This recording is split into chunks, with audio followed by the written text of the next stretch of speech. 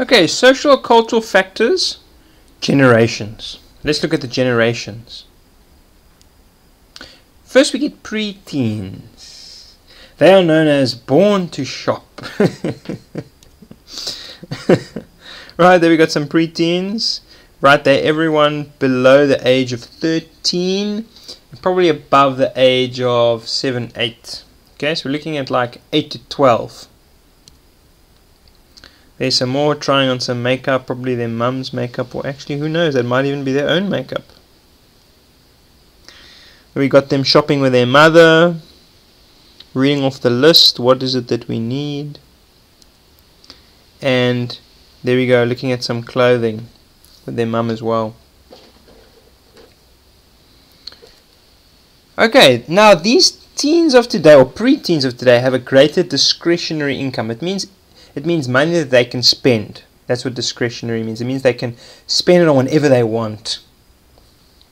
Okay? They don't have any expenses. Their parents pay for all their needs. So it's basically just money that they can blow. It's money that can be used beyond purchases of necessities or paying taxes, like I've just explained. And they have more discretionary income or disposable income than most university students, because university students have to use very little money to pay for food and other things. Okay, even toiletries and things like that. So this is a big opportunity.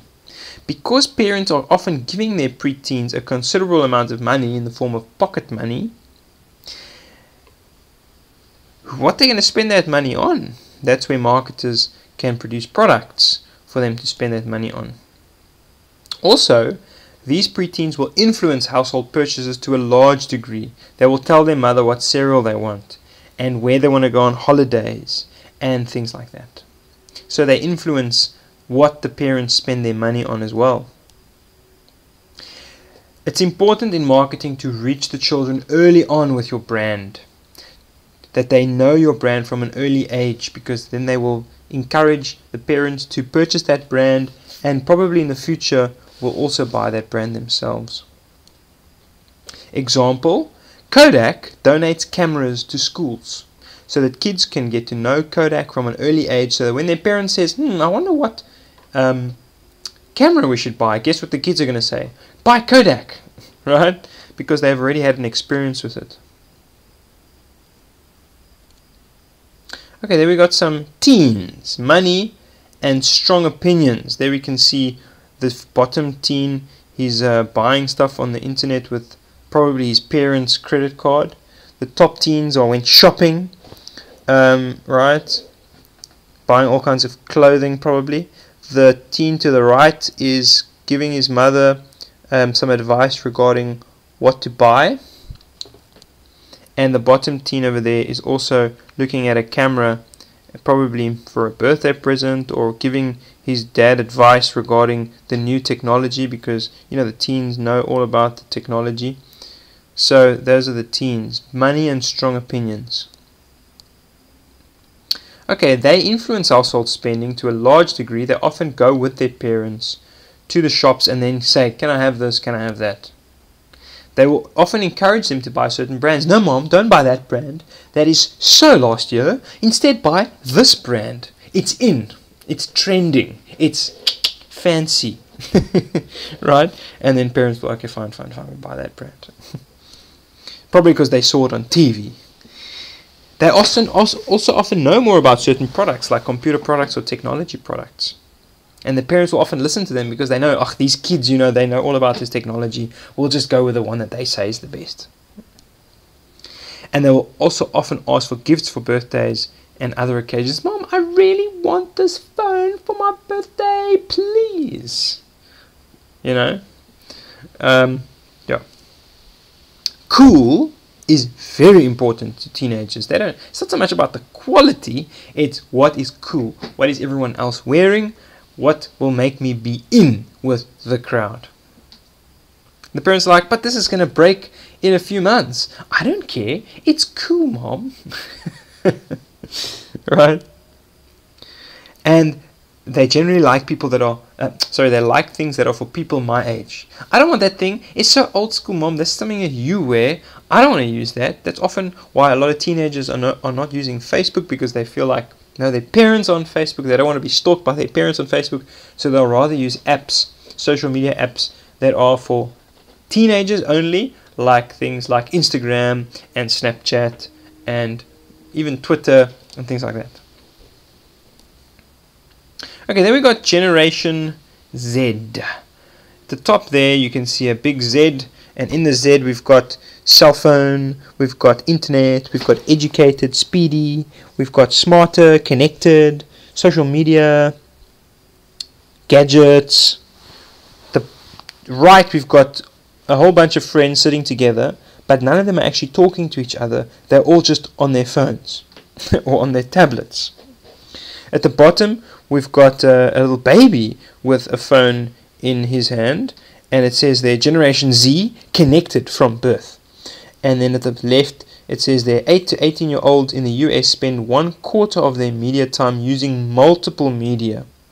Can you see there that girl? She is on the computer, right? She's got a mouse and a keyboard on her lap. Then she's also got the telephone next to her at the back there, and she's probably got the TV on and the DVD. That's where she's got the 2 remotes. And then on the left side there, she's also got a cell phone. Or is that a... the cell phone is by her arm. On the left there, I think that's a PSP. It's like a mini game console. And then at the far left, there's also a camera. So she's got all the devices around her so that you can use them at the same time.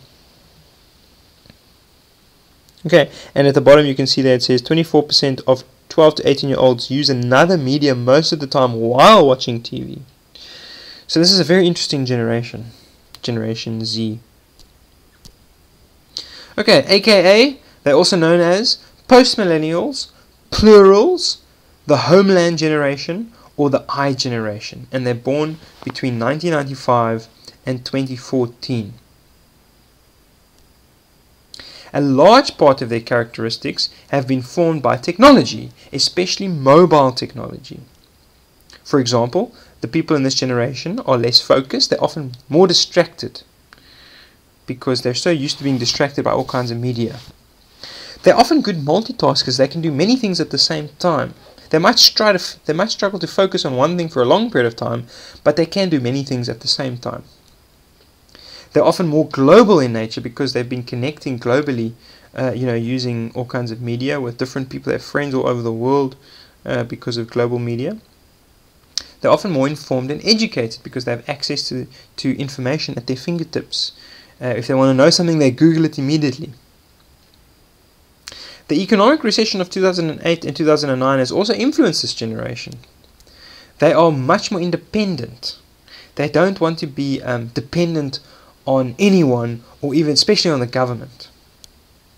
And they're often more entrepreneurial because they don't want to rely on jobs which they might lose if there's another economic meltdown. So they rather own their own business. Okay, then we have Generation Y, which are also known as millennials. Okay, there we got Generation Y, future, technology, education, also multitaskers, media, innovative, concerned about political issues, and so forth. Who are Generation Y and where do they fit into the workforce? They're connected, they're ambitious, they're competitive, they're hardworking, they're mobile. There's some more words related to Generation Y. They focus on relationships, they adapt well, they know Facebook. Facebook was a big thing for Generation Y. And BlackBerry. Most Generation Ys had a BlackBerry at one stage in their life. And there we go, there's a Generation Y person shopping for clothing online. Okay, these are people born between 1977 and 1994. They're also known as the digital natives, the net generation, the dot-com generation, and the eco-boomers. In South Africa, this generation is known as the born-frees, often. Either they were born free or after 94, or they grew up in an environment which was free. This generation has always known the internet. in South Africa.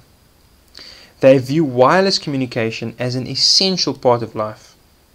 They were the first to use text messaging, SMS. That was before there was any other social media. I remember when I first used text messaging, I had a Nokia 3310 when I was 16 years old. That was in, wow, many years ago, 2002, I think. Yeah, 2002. And I used to use SMS.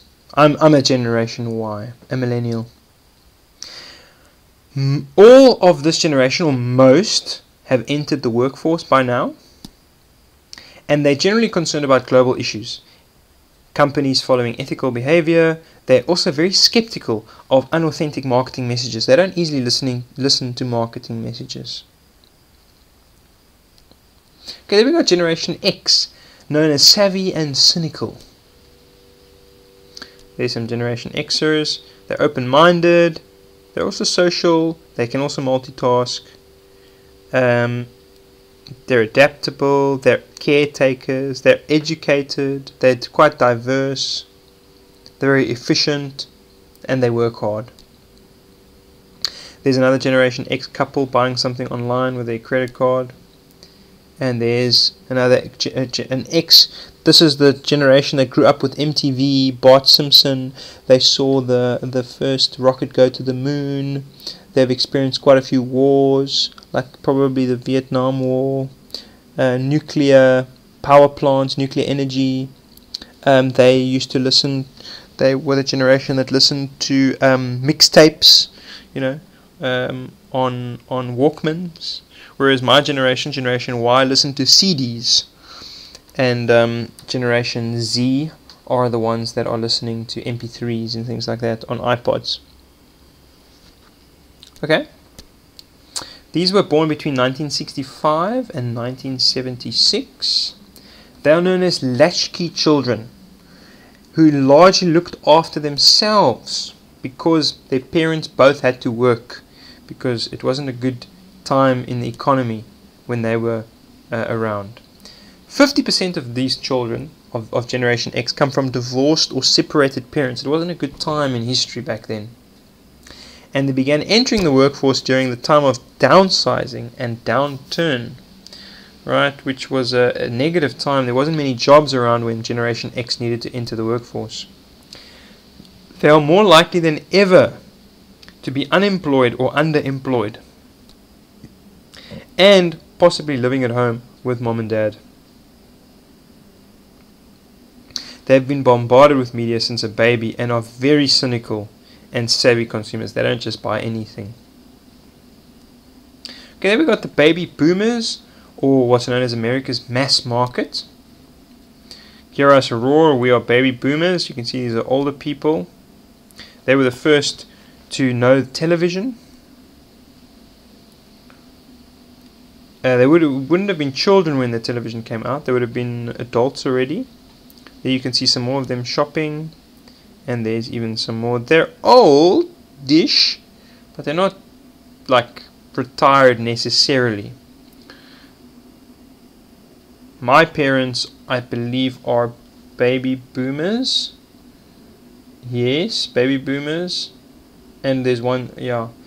Most Generation Yers, like myself, parents are baby boomers. Most Generation Zers, their parents are Generation Xers. Okay, let's look at baby boomers. They're born between 1946 and 1964. They cherish convenience. They love convenience. That's why there was a growing demand when they were around for home delivery of all kinds of things. Appliances, furniture, and so forth. They love takeaway food, VCRs, and cell phones. Everything about convenience. Sitting in front of the TV while eating. They are post-World War II babies.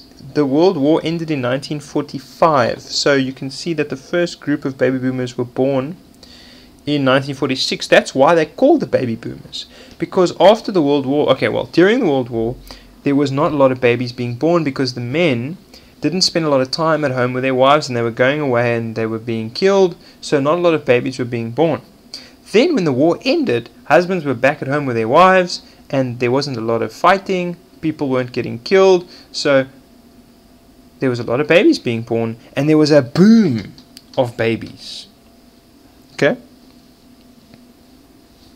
And because of World War II, now that there was, this peace, the parents of baby boomers were indulging their children. They were buying everything for them. They were just loving them and spending all their time with them. They invested in their children's university education and their skills like never before, because the children didn't have to go to war. It wasn't just about learning how to shoot a gun. It was learning, art and politics and economics. They encouraged them to succeed in their job market, and they rewarded them for drive and individual skill and teamwork.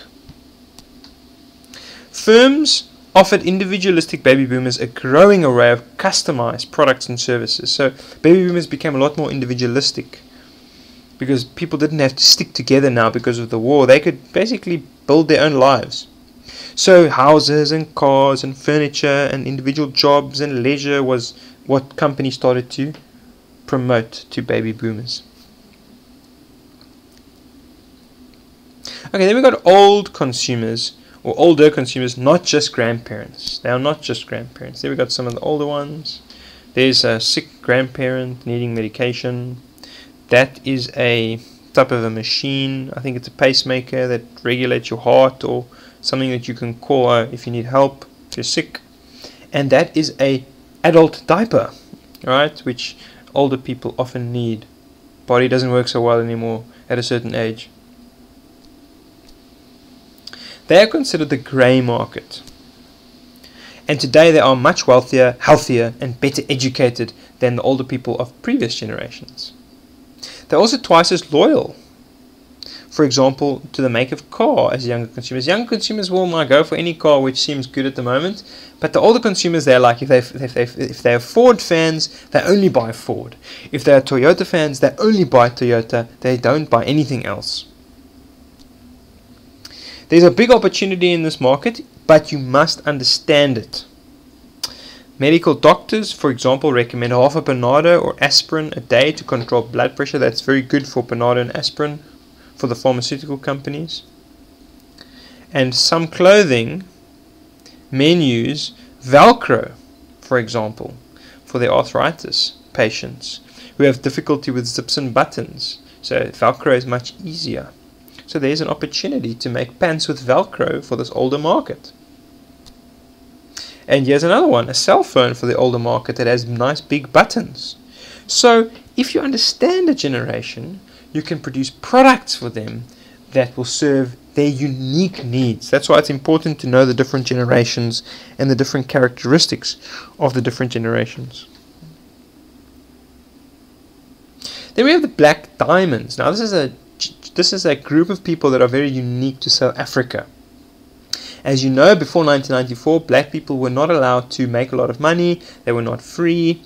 They could not really become rich. They could not own land. They could not own property. They could not start their own businesses. But now, post 1994, black people can. There's BEE, which has encouraged black people to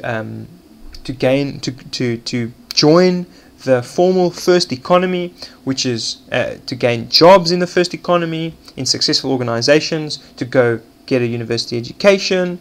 And this has created a group of black people in South Africa which is quite new to the South African context. And they are known as the Black Diamonds. It's the black middle class. People who are middle class but who are black. Okay? And here we have an example of a lady, black middle class lady, who is sipping on a glass of wine, probably while having a chat to someone. Here we have a black lady who is working at a desk and while someone is massaging her feet. Here we have a black man who has DSTV at his house, as well as his Audi car parked there. And here we have some Black Diamond consumers who are buying shoes. Now, the black diamonds are known as recently enfranchised black middle class. Now, before 1994, this generation or this group of people did not exist in South Africa, sadly, because of apartheid. But after apartheid was abolished, BEE helped, and many of the economic policies that were put in place helped a new group of black people to grow in their income levels. Okay? And this group of people has immense potential in South Africa because 78% of South Africa is black. I think 10% is colored, 13% is white, and I think like 7% is Indian. So it has a very large potential to grow. And this is comprising of well-educated people, people who have gone to university, people who are wealthy, have good jobs. It's also still a work in progress, a black diamond identity, because it's a group of people that don't necessarily buy the same products as the white middle class. It's different cultures, different product needs, different food needs, different clothing needs, different housing needs. So it's a group that needs to be understood. In 2007, for example, 12% of black South Africans were responsible for 54% of black buying power, which means that it's a small group of people in comparison to all the black people in South Africa that are responsible for the buying power of this group.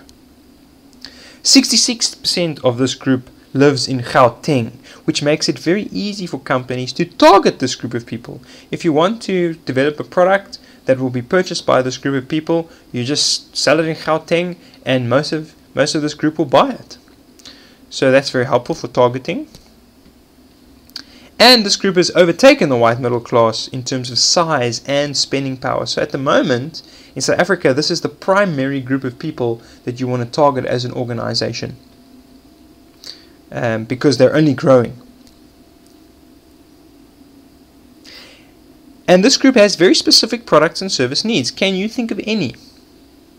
I'll leave it at that. Can you think of any? Can you think of specific products and services that this group will need based on their unique needs and unique characteristics? Then we have survivors. This is the group that is at the opposite end of black diamonds. It's the biggest market segment by number, and this is the people who live in households with an income of less than 5,000 Rand per month. These are because of the, sadly also because of a legacy of apartheid, there is a lack of jobs in South Africa, lack of economic development. It's known as the second economy. These are survivalist people who are not part of the formal first economy in terms of easily getting a job. It's usually uneducated people who are running maybe a small tuck shop, or something like that, in usually in a rural area, and the whole family makes an income of less than 5,000 Rand per month. Because of a lack of large expenses like paying a bond off, this market does have some money to spend. Not a lot, but because there's so many people in this market, as a company you can make money from this market by selling products and services that they need. 38% of this market depends on social grants for the income from the government, which is a form of rectifying the previous injustices. That's what grants are there for, to help people that were previously disadvantaged, to gain some form of dignity by gaining some form of money, taking from the rich and the middle class and giving to the poor. What's interesting about South Africa is that there's grants, which is not the same as in many other countries. There's no social grants in other countries, generally, or not many. But grants are a very stable form of income, which means that as marketers, you can really target this market effectively because they're getting a specific amount of money in every month. Sadly, however, this market often has bad credit histories, so it's difficult to sell them things like durable goods which they need credit for, like furniture and cars. But certainly other products, food related products especially, are important to this market.